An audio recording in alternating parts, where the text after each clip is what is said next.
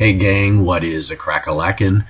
Today I'm talking about U.S. imperialism, and I'm calling it the March of the Flag. This is part one. There's also going to be a part two. We're really talking about a period in U.S. history when the United States begins to stretch its wings, so to speak, and make an appearance on the world stage by entering into global conflicts and acquiring new territories for the purpose of Americanization and also to expand commercial markets. So let's go ahead and get started with the new consciousness. An editorial in the Washington Post in 1896 put it like this: "A new consciousness seems to have come upon us, the consciousness of strength, and with it a new appetite, the yearning to show our strength, ambition, interest, land hunger, pride, the mere joy of fighting. Whatever it may be, we are animated by a new sensation. We are face to face with a strange destiny. The taste of empire is in the mouth of the people, even as the taste of blood is in the jungle. It means an imperial policy, the republic, renaissance, taking her place with the armed nations." This may frighten us a little bit. If you go back to Jeffersonian views on the military, we are not an imperialist nation. We're a republic. People do not enter into contract with the government except through with consent of the governed. The idea that we should acquire land without consulting the people who live there is not in American tradition. Thomas Jefferson would clearly freak out if he had read something like this.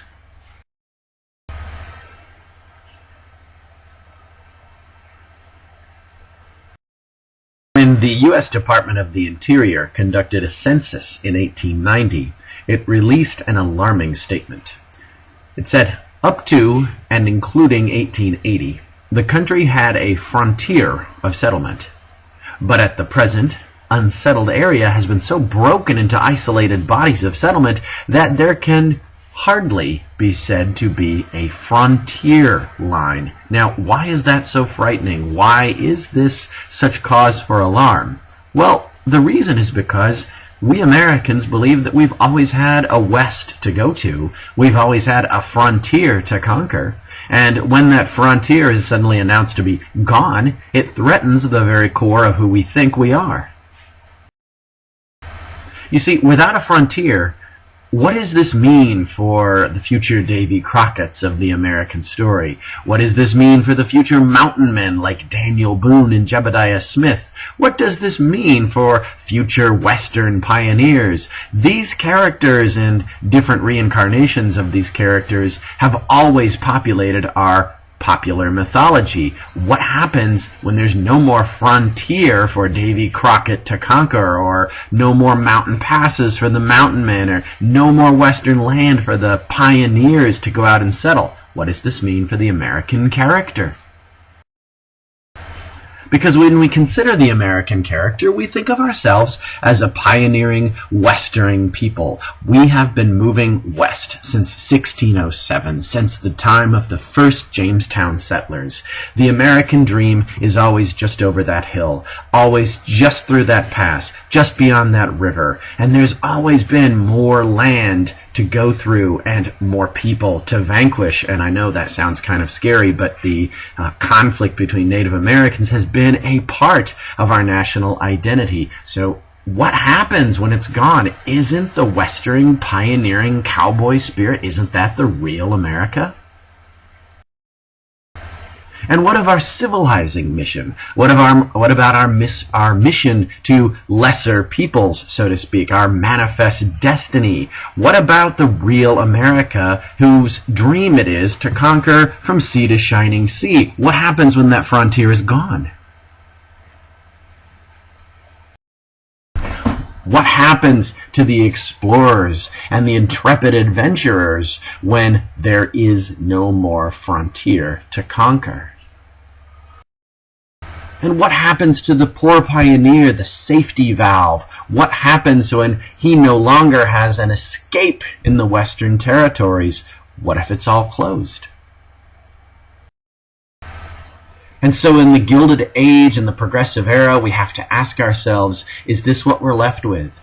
Is this the new America? Is it the America of coal mining, child labor? Is it the America of children sleeping on streets, as Jacob Riis so adequately documented? Is this the America of the city bosses, the political machines, and the giant trusts? That doesn't sound so American. And so when the frontier closes, or rather, when the census announces that the frontier is closed, people fear the end of American exceptionalism. And Frederick Jackson Turner, who is a historian from Wisconsin, wrote that American exceptionalism can be attributed to the presence of a Western frontier. You see, when there's a frontier, when there's a wilderness just over that pass, just beyond that mountain, when there's land that has yet been settled and conquered, this means that there are new challenges, there are new obstacles, and there are chances for us to improve as a species and as a race. And so with every migration westward, Americans have continuously improved. They've had to become more innovative and more vigorous. And so when you end the frontier, is that the end of American exceptionalism? Frederick Jackson Turner, his essay is called The Significance of the Frontier in American History, and it was published in 1893. He wrote, "American democracy was born of no theorist's dream. It was not carried in the Susan Constant to Virginia, nor in the Mayflower to Plymouth." That means American democracy and the American character did not come from Europe. The people came from Europe, but American democracy, its origins are somewhere else. Read on. "It came stark and strong and full of life out of the American forest, and it gained strength each time it touched a new frontier. The existence of an area of free land, its continuous recession, and the advance of American settlement westward explain American development." And so we ask ourselves, what happens when the frontier is gone? Theodore Roosevelt, the great conservationist, was also an avid reader of Frederick Jackson Turner. And he wrote upon reading this essay, "We have become great because of our resources. But what will happen when our forests are gone, when the coal, the iron, the oil, and the gas are exhausted, and when the soils have washed into the streams, polluting the rivers?" Theodore Roosevelt feared that not only will we not have the resources to continue to build our civilization, but we will no longer have the moral resources to do it. We are a people that needs to conquer. We are a people that needs a West. We need a frontier to continue to develop. So in response to the end of American awesomeness, Americans begin to fear the consequences. What does it mean if there's no more frontier? What does it mean if we're not a nation of farmers, but a nation of urban factory workers? What does it mean if we don't have a rugged frontier, if we don't have Indians to fight? And a major concern is the fate of American boys, who, growing up in urban centers, you recall that most people in 1890 are now living in urban centers and not rural centers. Most people are now living in cities and not farms. What will happen to our American boys who are losing their manliness and they're becoming soft and effeminate? That answer is the Boy Scouts.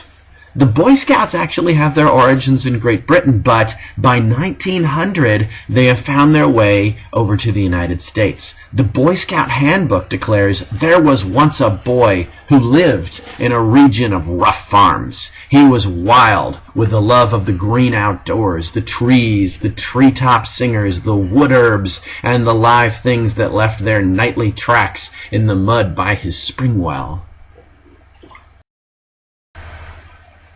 One solution to the perceived problem of a lost frontier and the supposed lost manliness and virility that comes with it is to reintroduce farming into the public schools. And here you're looking at the making of a garden in Massachusetts. These are second-grade children who are being taught as part of the curriculum how to farm.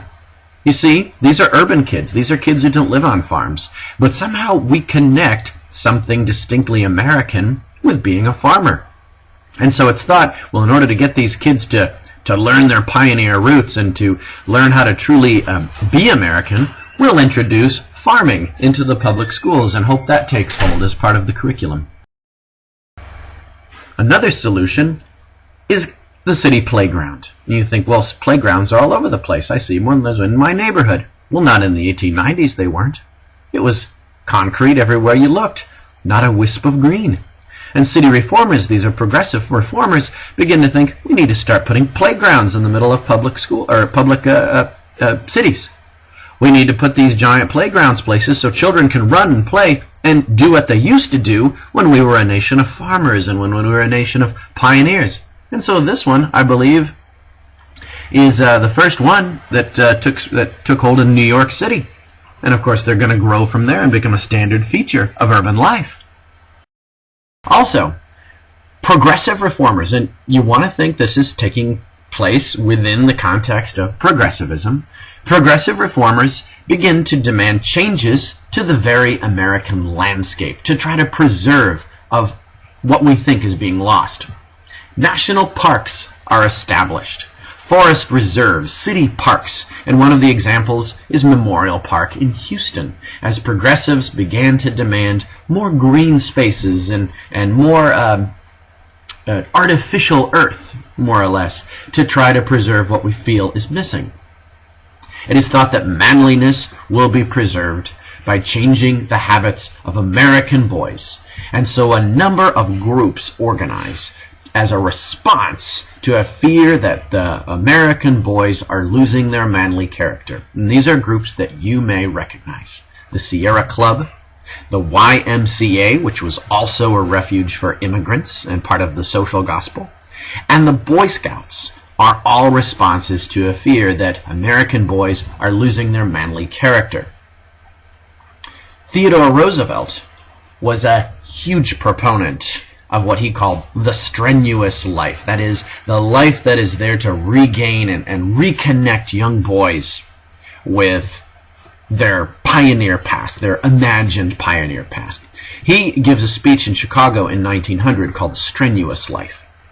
He says, "I wish to preach not the doctrine of ignoble ease, but the doctrine of the strenuous life, the life of toil and effort, of labor and strife, to preach that highest form of success which comes not to the man who desires mere easy peace, but to the man who does not shrink from danger, from hardship, or from bitter toil, and who comes out of these wins the splendid ultimate triumph." Now, another way this takes expression is in the invention of football. It's a brand new sport, and it emerges in the 1880s. It's a distinctly American expression of sportsmanship. And it began not in Texas, believe it or not, but in places like Harvard and Yale, in northern elite schools. But it becomes so popular that it eventually spreads to the masses and becomes a major American pastime, a lot like baseball. It emphasizes all of the things that people fear that American boys are losing with the loss of the frontier. Competition, ritualized violence, and no one is really supposed to get hurt, but as we know, that's not always the case. The boys played the game so as to train, in a sense, for the competitive world of business. And this is what people thought. That competitive world of business is an actual quote from one of the Harvard coaches who said, or was trying to encourage boys to get into this game. And he says, well, this will make you ready for the world of business, the cutthroat world of laissez-faire that you're about to enter. The problem with football in the earliest days is that people became very seriously injured, and they became quite injured quite often. There was at the time no or very little protective gear. Football became so bloody that the annual Harvard-Yale football game, it was a series, it was an annual game they played every year, was actually canceled for 2 years, following an 1894 game that was called the Bloodbath at Hampton Park. And after 18 deaths and, quite literally, countless serious injuries due to the brutal play in college games, 18 states banned football. That's right, they made it illegal. Their legislatures met and said, we can't play football anymore.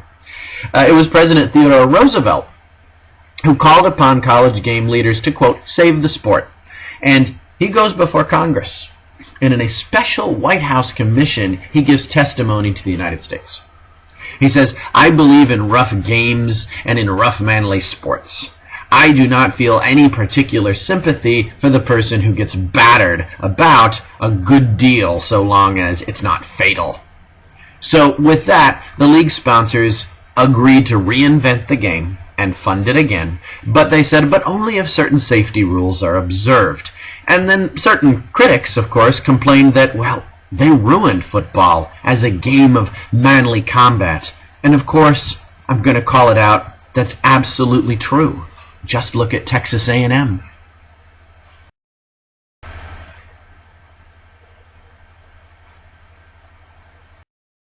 With the disappearance of the frontier, the perceived disappearance of the frontier, and the loss of national purpose and national masculinity, Americans begin to seek out new frontiers, new lands to conquer, to exploit, and to civilize. We're going to look primarily in our own backyard to Cuba, in the Caribbean, and we're also going to look to the Pacific, to the Philippines. What are the justifications for this type of thinking? The first justification for this is expressed religiously.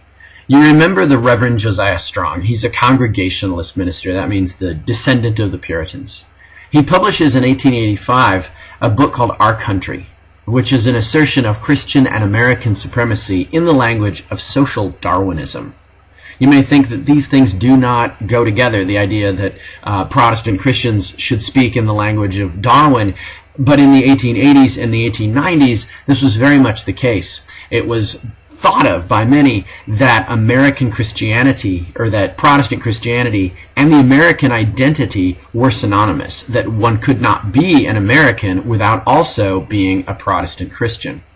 And so because of our distinct American and distinct Protestant exceptionalism, America has a special destiny on this planet. It's a God-given destiny, and that is to spread her culture across the planet.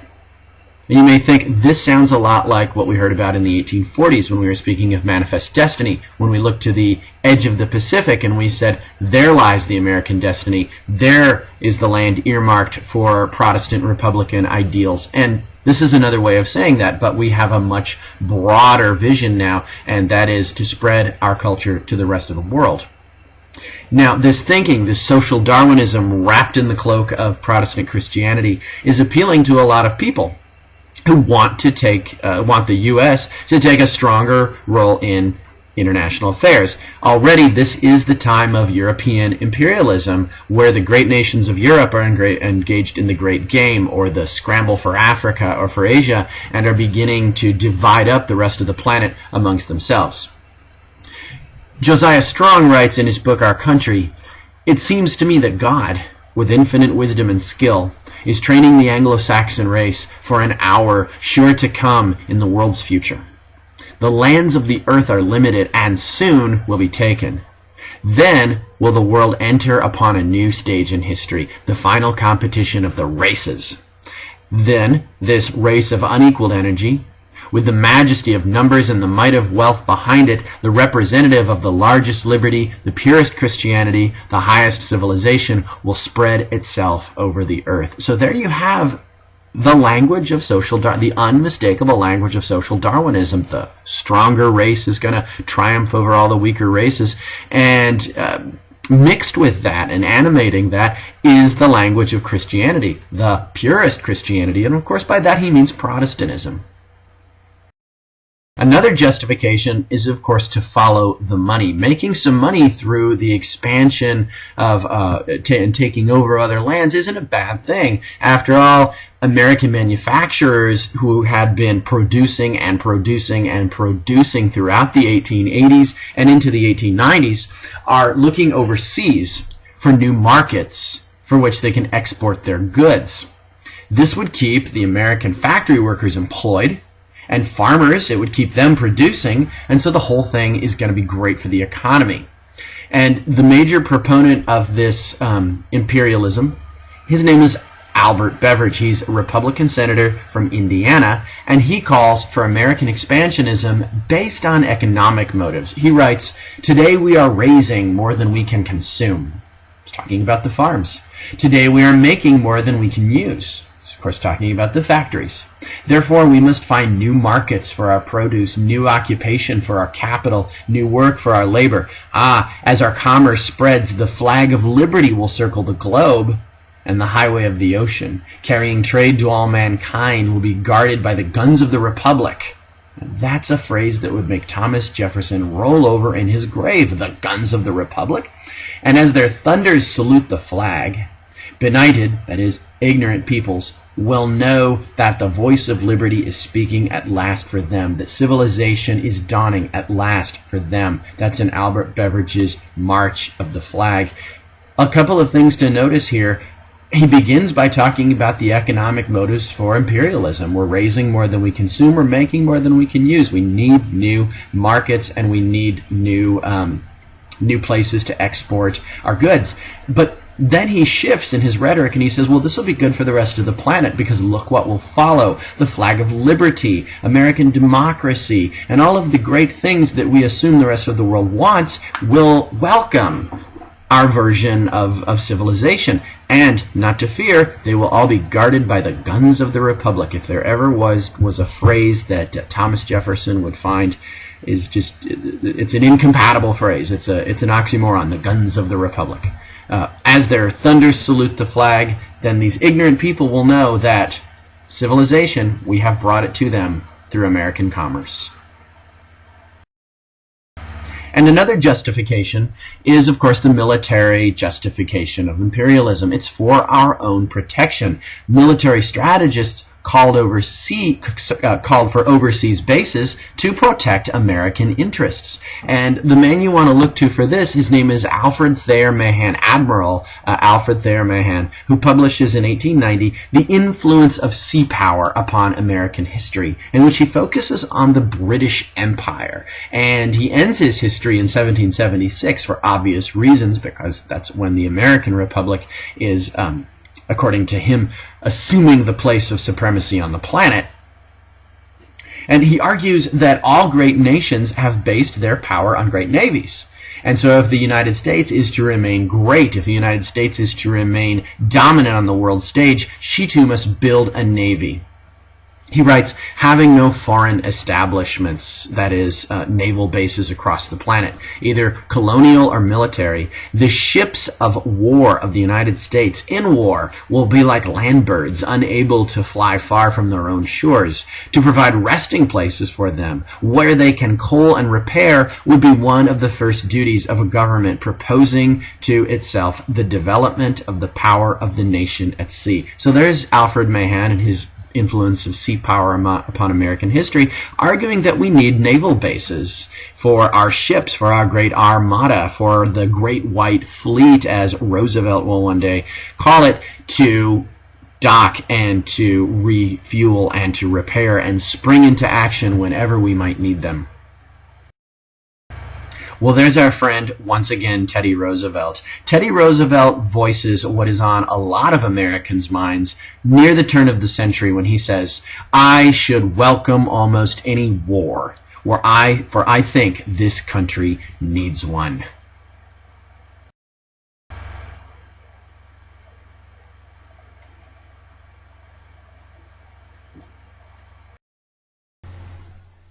Now let's go back in time to the year 1890, and we're looking at William McKinley. Now, William McKinley is not the president in 1890. William McKinley is a Republican congressman from Ohio, and as a congressman, he proposes and gets passed the so-called McKinley tariff. Now, this takes the present tariff, the current tariff in 1890, from 38% to a tremendous 55%. And of course, who likes tariffs? Republicans like tariffs. Remember, the Republican Party runs in 1892, and then, of course, McKinley is elected in 1896, running against William Jennings O'Brien on the gold standard and, of course, the tariff. Republicans adore the tariff because it is good for big business. It protects them from foreign competition. It is good for industrial workers, so they say it helps them get a job if we're able to manufacture more in the United States and not competing with foreign businesses. And so Republicans love that tariff. So here's an overview of the tariffs that we've had. Starting all the way back, you can see the tariff of abominations under Andrew Jackson, the tariff of 1857, right before the Civil War. Look at how high those tariffs got after the Democrats had more or less seceded from the United States and from Congress. Between the Civil War, the tariffs got really high, and then the tariffs are going higher and higher still when the Republicans are in charge. So you can see their tariff goes down with Woodrow Wilson's Underwood tariff after we got the 16th Amendment and the income tax. But right now the tariff that we're talking about is that McKinley tariff, and you can see that jump that it takes, taking it from 38% to right about 55%. Really, really, really high tariff, almost the highest that we have had in U.S. history up to this point.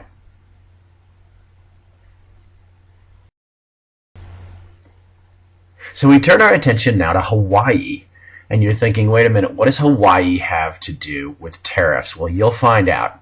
Hawaii had been a longtime favorite location for Christian missionaries from the United States. Hawaii was also a longtime favorite location for fruit growers, especially the Dole Pineapple Company, which operated out of Hawaii but was an American-owned corporation. In 1875, the United States and the Kingdom of Hawaii, they're an independent kingdom, they signed a joint trade reciprocity agreement that is favorable to the United States. In other words, those Hawaiian pineapples and Hawaiian produce and Hawaiian sugar and things like that, those are not going to go anywhere but the United States, and the United States then promises the Kingdom of Hawaii a guaranteed price for those. In 1887, Hawaii reciprocated by granting the United States permission to use a naval base at a place called Pearl Harbor, which is going to become significant on December 7th, 1941. But right now, the United States has a quasi-military and a quasi-commercial relationship with the independent Kingdom of Hawaii. So this is where that tariff comes in. That's the west coast of the United States that you're looking at. You can see the outlines of California, Oregon. And on the west coast of the United States and in the country as a whole, you have customers who love to eat pineapples. Now, of course, we're talking more than pineapples. We're talking about sugar. We're talking about other fruits. But let's call them pineapple-loving customers. So the Dole Pineapple Company, which operates in Hawaii, would like to import produce into the United States at cheaper rates, and they operate out of Hawaii and their customers are in the United States. The problem is that McKinley tariff. The Republican tariff makes things very difficult for the Dole Pineapple people. They say our main customers are in the United States. We're a United States based corporation, yet every time we try to import our stuff, we get hit with that 55% tariff, and that is no good for our customers in the U.S.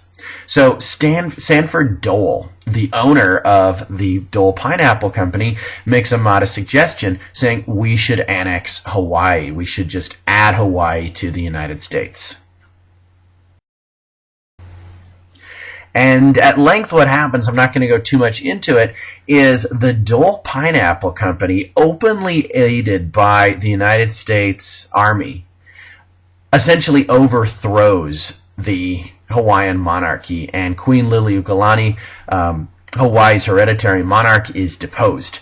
And they set up the Republic of Hawaii, and there you're looking at a picture of Dole's inauguration as Hawaii's first provisional government in 1895. There's Sanford Dole right there, smiling with the rest of his business associates. So what you're looking at is a country, a country that's in the process of applying for statehood to the United States, run by a corporation. And there's Sanford Dole taking the oath of office, and he goes right to the United States and he says, well, we've done this, and the United States Army has helped us. What should we do? Come on in. So President Cleveland, who is president in 1895, is faced with this problem. He never did authorize the takeover of a foreign country. The army was acting more or less on the orders of Sanford Dole and not of the United States. So he's got door number one, annex Hawaii. But what does he look like? He looks like a tyrant. Where does the Constitution say you can just take over an independent country? Are we not a republic? So he's got door number two. Don't annex Hawaii. But then what happens? Anger the sugar and the fruit growers and cost the Americans more money at the grocery store. Now, President Cleveland is a Democrat, and he cannot stand to lose any more support in the North than is absolutely necessary. So, at length, President Cleveland decides he's going to table the issue and he's going to punt it to his predecessor when William McKinley is elected.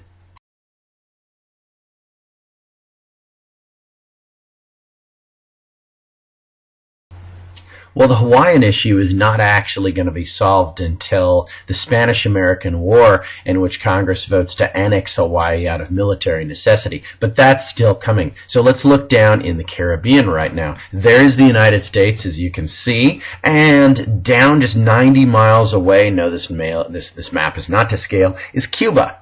Now, Cuba is one of the last vestiges of the Spanish Empire in America. You know, the Spanish Empire has been crumbling for quite some time. Cuba is also super rich with sugar cane. And Americans like sugar, and Americans would like to import that sugar. But once again, what's the problem? It's that Republican tariff. Every time the American sugar companies that are based in Cuba are trying to import their sugar into the United States, they're hit with that McKinley tariff of 1850, which raises the price of imports by 55%. Now, one of the things that the American sugar growers and the American fruit people have going for them in Cuba is a Cuban independence movement. The indigenous population of the island colony of Cuba declares its independence from Spain in 1895, and that happens to be the same year that the Hawaiian incident breaks. And when Spain then sends in General Butcher Weyler to stabilize the situation in Cuba, he upsets international opinion when he puts a lot of the rebellious population in concentration camps. And these are miserable places, and people begin to starve and die from disease. The U.S. was concerned about this, but it was also concerned about its investments. As we had mentioned, the U.S. had a lot of businessmen with business interests in Cuba, and they became concerned about the future of those interests if Spain were to win or if the Cubans were to declare their own independence, and what would be the future of American business. And so the American public decided best to side with the Cuban revolutionaries, and so they began to fan the flames of an anti-Spanish frenzy. And leading the fight are two competing newspaper owners. Their names are William Randolph Hearst and Joseph Pulitzer. And so here are two newspaper owners. On the one hand, you have Joseph Pulitzer, who's the owner of the New York Journal. And on the other hand, you have William Randolph Hearst, who's the owner of the San Francisco Examiner. Now, these are not just regional papers. These are widely circulated, and they have readers all across the country. And these two are also heated competitors, vying with one another for the greatest readership. And of course, they realize that war sells newspapers. And when you can sell newspapers, you're making more money. And so it is in their interest, as people who traffic in war news, that there be a war. So they have every interest, every economic interest, in seeing a war break out between the United States and Spain. Now, the word for what these two are doing quickly becomes known as yellow journalism. It's a type of news sensationalism, flair for scandal and sensational rumor. It can involve sex, scandal, and other human interest stories burst into the headlines as vulgarization of the press accompanied the growth of circulation. And of course, the two guys you associate with this are Joseph Pulitzer and William Randolph Hearst, the two leading newspapermen in the country on the eve of war with Spain. These are just some of the examples of the political cartoons they would put into their newspapers. Here you can see Cuba as personified as a child and being tied up and tortured by Spain. And who do you have here but Lady Liberty trying to rescue poor Cuba from her distress? And then who's up there at the top, handcuffed by public opinion, so to speak, is Uncle Sam. So obviously a pro-war message here. Here's another one that appeared in one of their newspapers, which features Uncle Sam personifying the United States, standing on Cuban soil and protecting, through the cover of the flag, a Cuban nation personified by a defenseless woman right there, and you can see the Spanish marauders in the background. And of course, you see Cuba personified again as a helpless young woman sitting on her island under a palm tree waiting for a sail. And there's the United States off in the distance. So obviously the cartoonist believing that Cuba, and I think it's interesting how Cuba is personified as a white woman, is waiting for aid from the United States. This is very interesting imagery to me. We've got that damsel in distress motif going on, which to me it harkens back to the dime tales, to the dime stories, old westerns about the Old West and things that people would be reading about in cowboy stories and cowboys and Indians saving the white woman from distress. This one is much more clear to the point. Here you have Cuba, again personified as a woman, in the frying pan of Spanish misrule. And if you look what is below her, what would happen if she were to jump out of the frying pan? Well, she'd get right into the fire, and that would be the fire of anarchy. What do we mean? Look at the very bottom. The duty of the hour, to save her not only from Spain, but from a worse fate. What could possibly be a worse fate? The worst fate would be Cuban rule. The implication is that the Cubans are not ready for self-rule and are going to need to be guided by a more established power, that being the United States.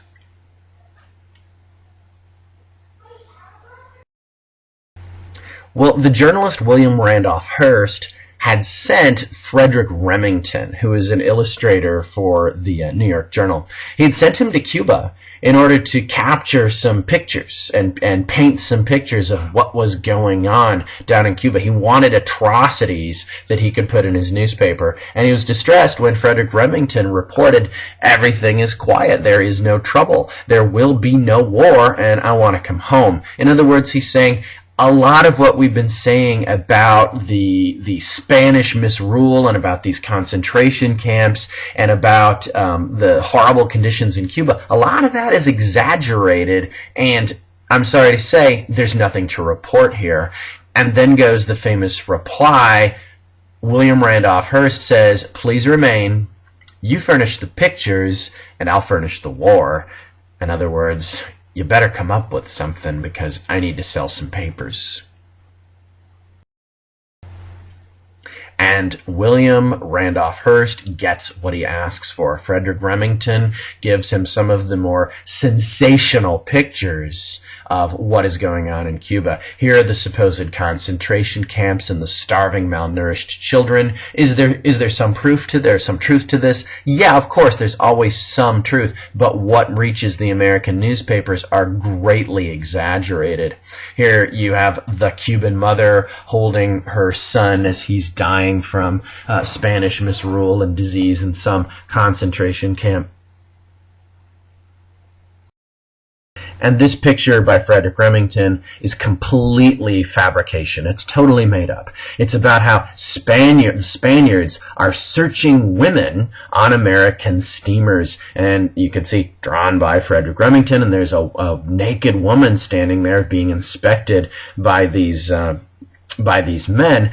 And this is intended to raise the ire of Americans back home. And again, here's this motif of defending the integrity of women.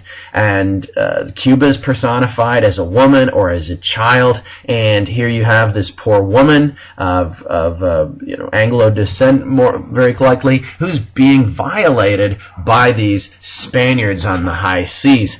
Now, this case is made up. There's no evidence that this ever happened, but this is the sort of thing that makes it into the newspapers as part of yellow journalism. Now, Madrid in Spain knows what's going on. They're obviously following the American press, and a Madrid newspaper reports in 1898, the American Jingoes, that would be the advertising slogans and the newspaper slogans, the American Jingoes imagine us capable of the most foul villainies and cowardly actions. Scoundrels by nature, the American Jingoes believe that all men are made like themselves. What do they think they know about noble and generous feelings? We should not in any way heed the Jingoes. They are not even worth our contempt or the saliva with which we might honor them, spitting in their faces. So obviously Madrid is incensed on the one hand by the American press telling essentially these lies, but at the same time they're sort of saying, we're going to hold our tongue on this. But then in 1898, the newspapers, the American press, comes upon something real that they can print. And that would be a letter that fell into their hands from the Spanish ambassador in the United States. His name is Enrique Dupuy de Lome. He writes back to Spain, the situation here in Washington, D.C. remains unchanged. Everything depends on the political and military successes in Cuba. It relieves us in the eyes of this country of a part of the responsibility for what happens there, that is Cuba, and they must cast the responsibility on the Cubans, who they believe to be so immaculate. And then he says this, McKinley, the president, is weak in catering to the rabble. And besides, he is a low politician who desires to leave a door open to me and stand well with the members of his political party. It will only depend on ourselves whether he proves bad and adverse to us. So look at the part in bold, the famous de Lome letter, which you should write down and know. The de Lome letter calls President McKinley, and when the newspapers are delighted to print this, and when Americans hear that a Spaniard, the Spanish ambassador to the United States, has called President McKinley weak, they are absolutely outraged. And the de Lome letter is printed and reprinted and appears in every major newspaper across the country and begins to cause people to beat the drums for war. So President McKinley, not wanting to appear insensitive and not wanting to appear weak, of course, in February 15 of 1898, he sends a battle cruiser, the USS Maine, down to Cuba on what he calls a friendly visit. Now, there's no other reason for an American battleship to be in Cuban waters other than to provoke and to say, look, we're here in case hostilities break out. But nonetheless, we're calling it a friendly visit. And then what happens is the source of great controversy. The USS Maine inexplicably explodes while in Cuban waters, and it cost the lives of 260 American officers and crewmen.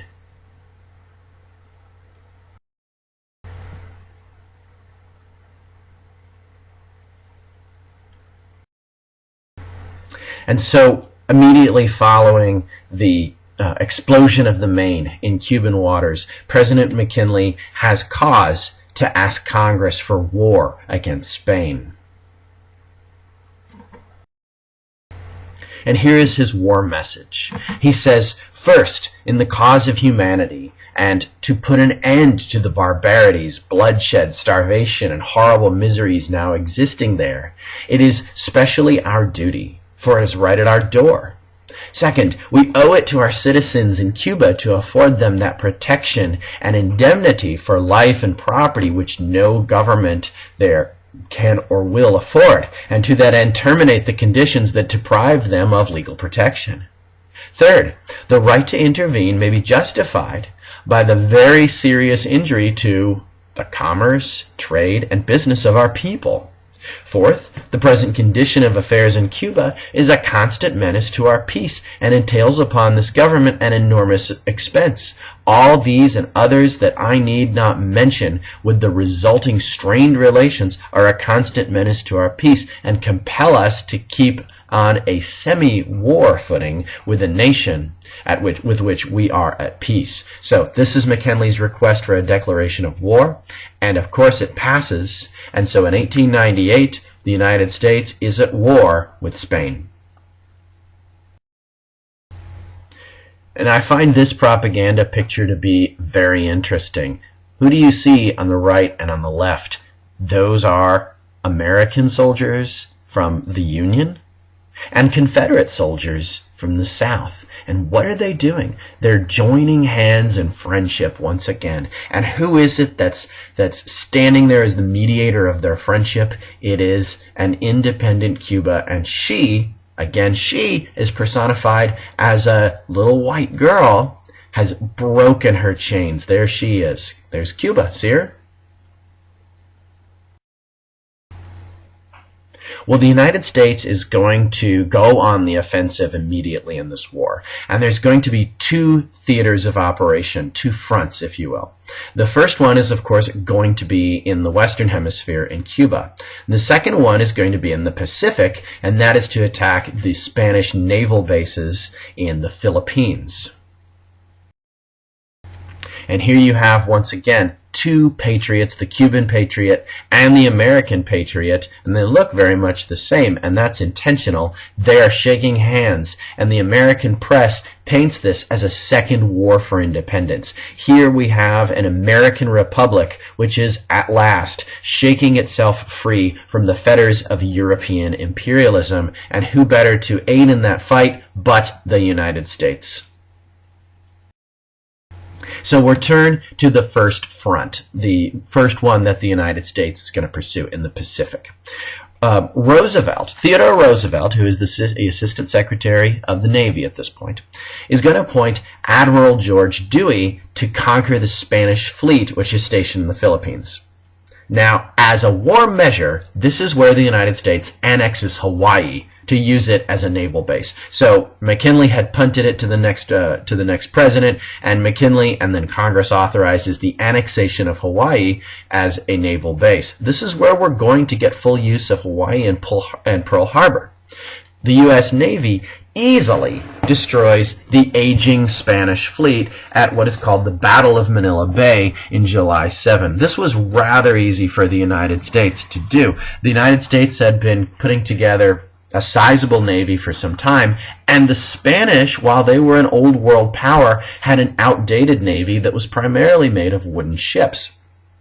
They were old, they were wood, they were not well maintained. 400 Spanish soldiers are killed or wounded, and the United States suffers no casualties at the Battle of Manila Bay. And having crushed the Spanish Navy, Dewey has no choice now but to wait for ground support, as his sailors are incapable of ground combat. So having essentially secured the Philippines for the United States, he has to wait until the ground troops can arrive. U.S. ground troops are going to get there in August of 1898, and they begin an invasion of the Philippine Islands. So we go over to the second front in the Caribbean, and this time we're going to see Theodore Roosevelt himself, who gives up his desk job as Assistant Secretary of the Navy, and he takes the lead in the invasion of Cuba. And when I mean he takes the lead, he takes the lead. He puts on a uniform and mounts a horse and is going to go to war against Spain. He cannot sit still while there's a war going on, and he is in his prime. He's in his late 30s at this point. He's still very energetic and healthy, and he's going to do this. The Spanish now, by the time the Americans get there, had been worn down for quite some time by the Cuban insurgents. They had been fighting them since 1894, 1895.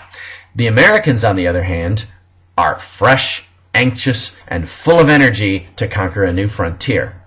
The major battle occurs at San Juan Hill in Cuba on July 1st of 1898.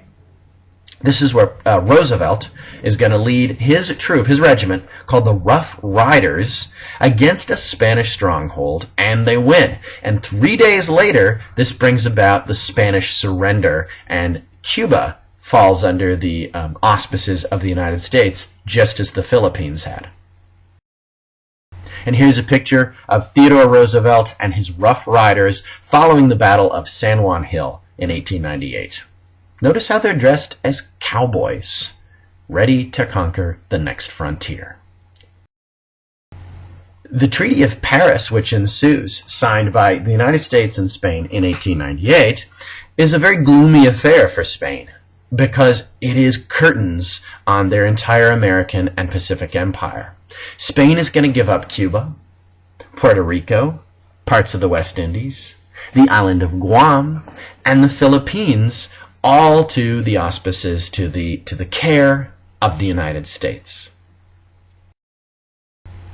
Now, the question is, what do we do with Cuba? We have now secured Cuba's independence, but can Cuba really be free? Now, before the war, the U.S. had passed what was called the Teller Amendment. That is legislation that promised that the U.S. would not annex Cuba after winning the Spanish-American War. It reads, "The United States hereby disclaims any disposition of the intention to exercise sovereignty, jurisdiction, or control over the said island, except for the pacification thereof, and asserts its determination, when that is accomplished, to leave the government and control of the island to its people." So the U.S. promises in the Teller Amendment, no, we have no interest in taking over or managing Cuba. That is for the Cuban people to do. But the new imperialists are not so sure once the war is won. And so in 1901, Cuba is pressured to sign what is called the Platt Amendment, which is an amendment to the Teller Amendment. It reads, "The U.S. maintains, quote, the right to intervene for the preservation of Cuban independence, the maintenance of a government adequate for the protection of life, property, and individual liberty." So, on the one hand, it seems like a benevolent gesture. On the other hand, the Platt Amendment does give the United States the right to intervene in Cuban affairs whenever any of these life, property, individual liberty are seen to be threatened. So Cuba is free, but with an asterisk attached. So as we survey the map of the world now, it's apropos that we look at the words of an English diplomat visiting Washington, D.C. in 1898.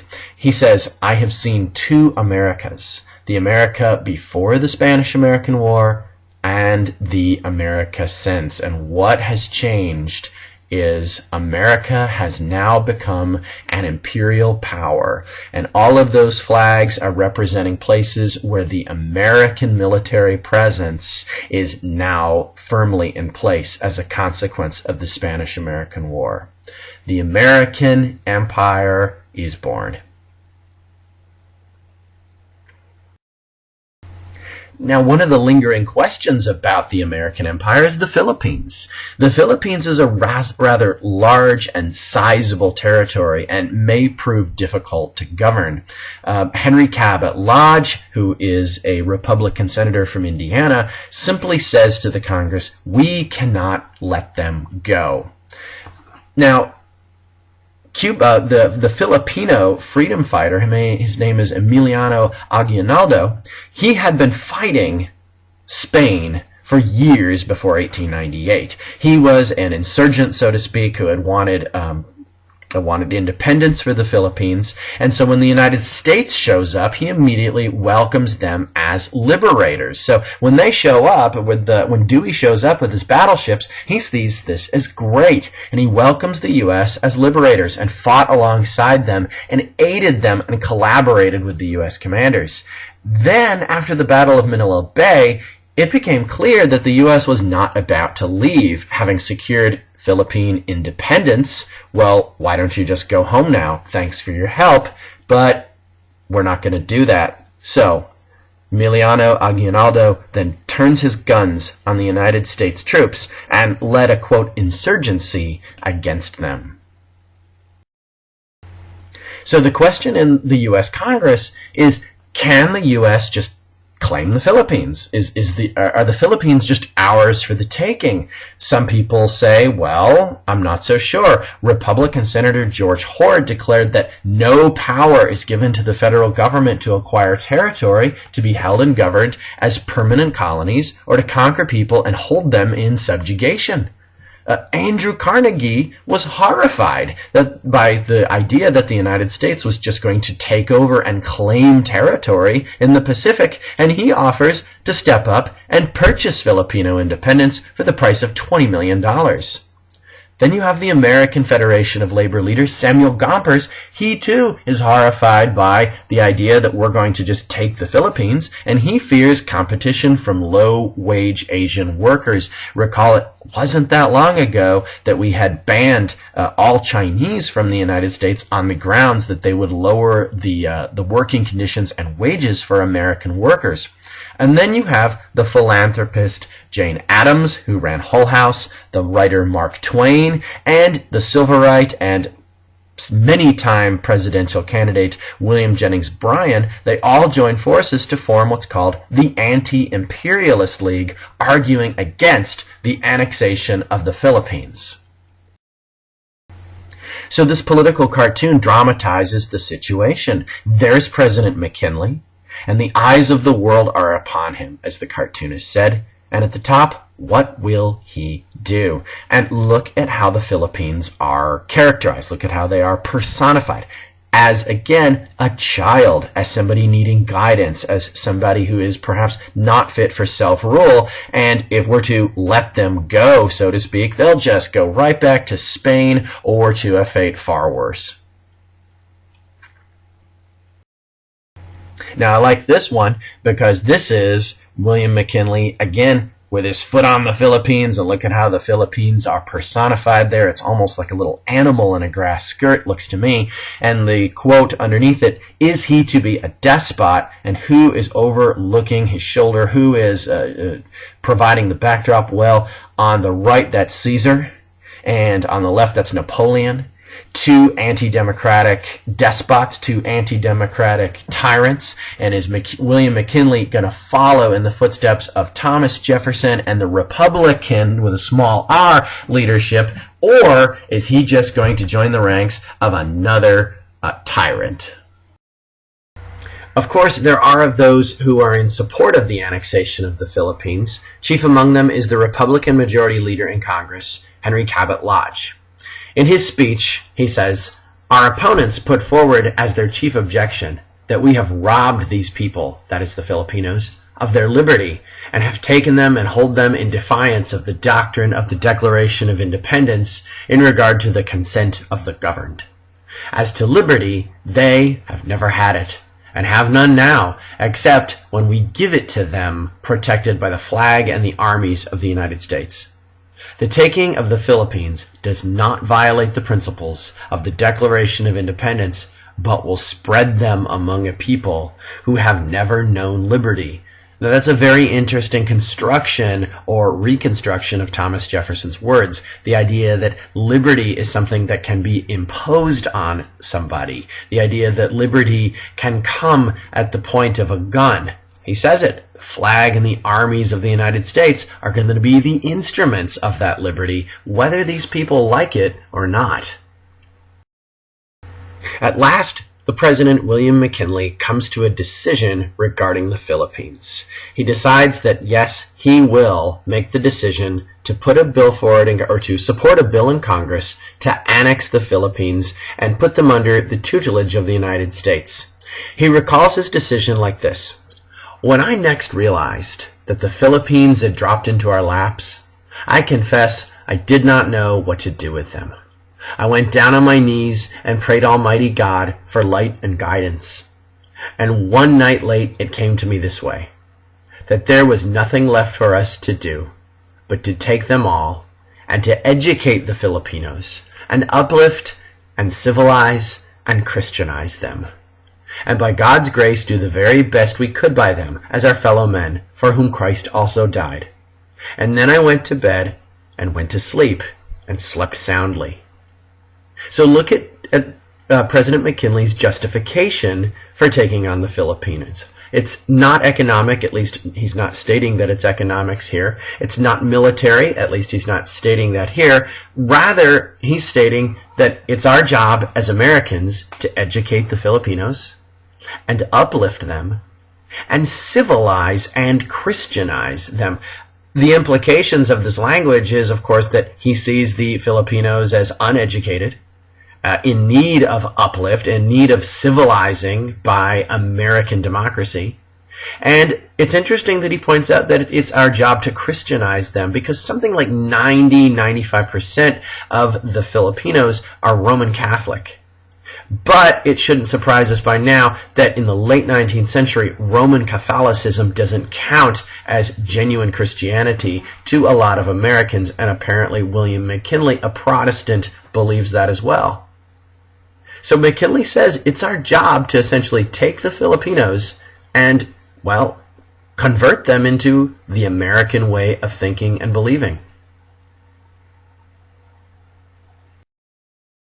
And so here's a political cartoon demonstrating the United States' role on the world stage. Take a look at the globes on the left and the right. You can see the American flags planted all over the planet. This is clearly a picture of empire.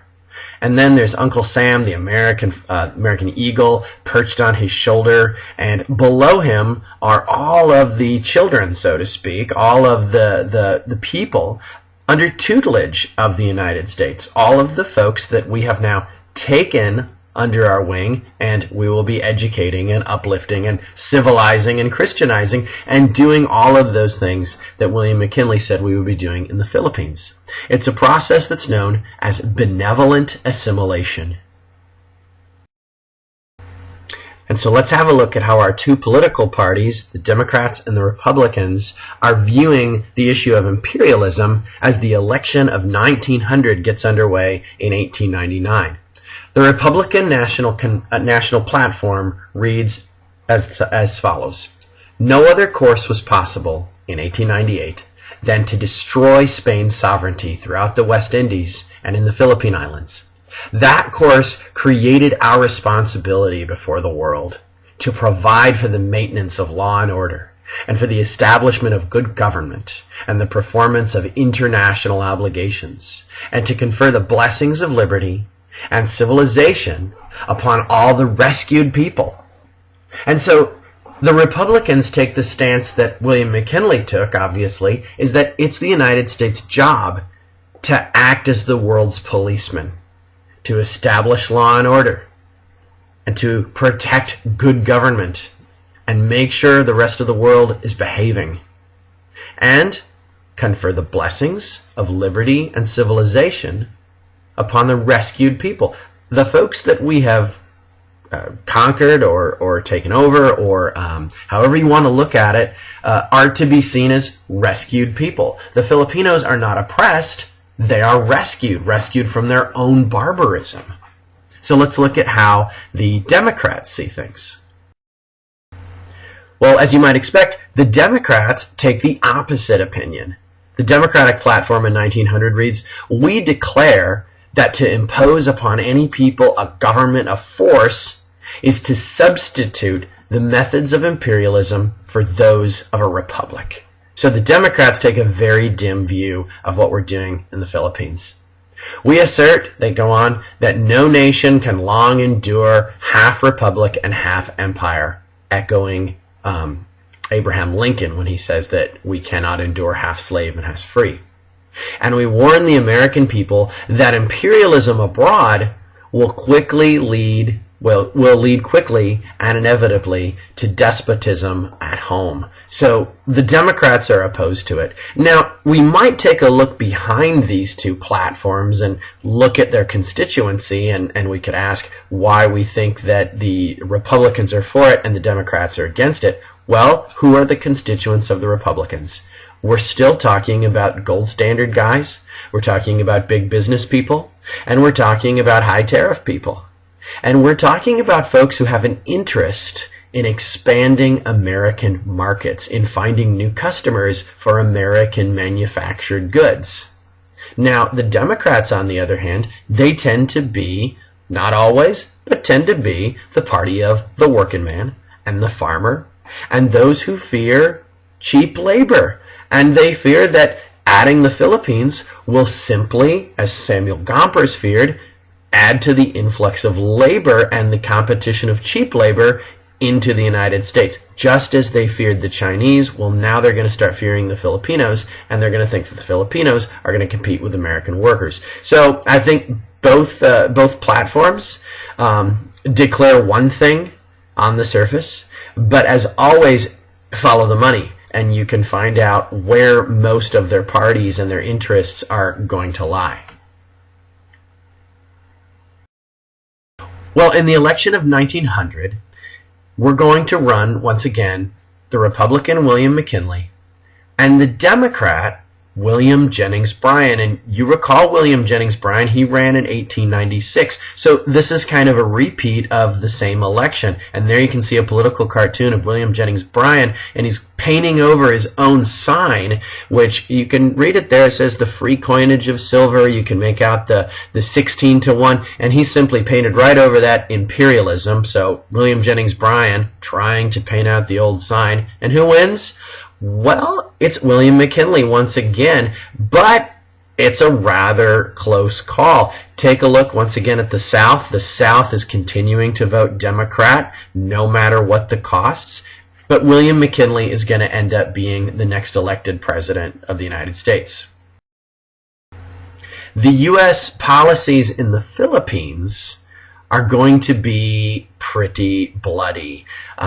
It takes longer than the Spanish-American War to actually put down the so-called insurrection in the Philippines. It's a bloody guerrilla war, and it takes place from 1898 to 1901. And I should say that when I was writing on the Philippine insurrection in graduate school, I got hammered by my professor, who comes back at me and she says, "Why are you calling it an insurrection?" And I'm thinking, well, I don't know. I've always called it an insurrection. I've always heard about it in textbooks as an insurrection. And she said, "Don't call it an insurrection because that implies that they are rebelling unjustly." And I said, oh, okay. So sometimes it's called the Philippine War. So just be aware that depending on your political persuasion or your ideological persuasion, it's either the Philippine insurrection, if you think it was unjust, or I'm sorry, if you think it was just, or it's the Philippine War, if you think it is unjust. But in any case, 5,000 American soldiers are going to die in this conflict, and 200,000 Filipinos, and that's far more than we lost in the Spanish-American War. It's going to cost the U.S. more than $400 million to fight this insurgency. McKinley calls the civilizing process, and notice I put that in quotes as well, he calls it benevolent assimilation. And by that, the objective is to transform the Philippines into an American-style democracy. Rudyard Kipling, he's an Englishman and also the poet laureate of imperialism. And he's all for the United States annexation of the Philippines. And so he writes this poem called The White Man's Burden, which I'm sure you've heard before in WAP or maybe in some other social studies classes. It's a familiar poem. Take up the white man's burden. Send forth the best ye breed. Go bind your sons to exile to serve your captives' need. To wait in heavy harness on fluttered folk and wild, your new caught sullen peoples, half devil and half child. Well, that's not a very nice way of describing the Filipinos, but this is a time in which non-European people, non-European and non-Protestant people are looked at as just that, half devil and half child. Here is not a very nice picture of Aguinaldo there, and he's depicted as a dictator, which he really wasn't. He wanted independence from Spain and the United States, but he really didn't have dictatorial ambitions. He wanted to establish an independent republic, but in order to justify the United States acquisition of the Philippines, the press has to make it look like the U.S. is squashing another dictator.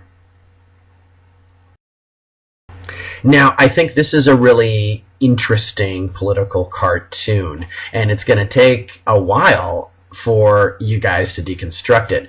And I think this is another one we should look at in class for sure. So there's Uncle Sam, and he's playing the part of the schoolmaster.